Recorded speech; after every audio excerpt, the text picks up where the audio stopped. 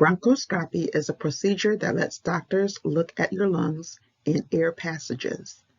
It's usually performed by a doctor who specializes in lung disorders. This doctor is called a pulmonologist. During bronchoscopy, a thin tube called a bronchoscope is passed through your nose or mouth, down your throat, and into your lungs. This procedure is not painful. It may be uncomfortable as the bronchoscope goes in, but it shouldn't hurt. You will be given a sedating medication.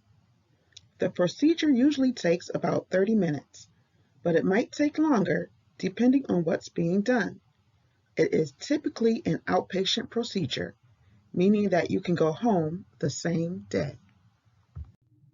The camera sends pictures to a screen to help the doctor navigate during the procedure. If necessary, the doctor will use the bronchoscope to gather tissue or fluid samples.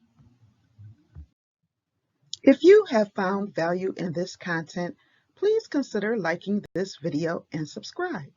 Leave a comment below about other topics you'd like to see. Thanks for watching. Happy studying!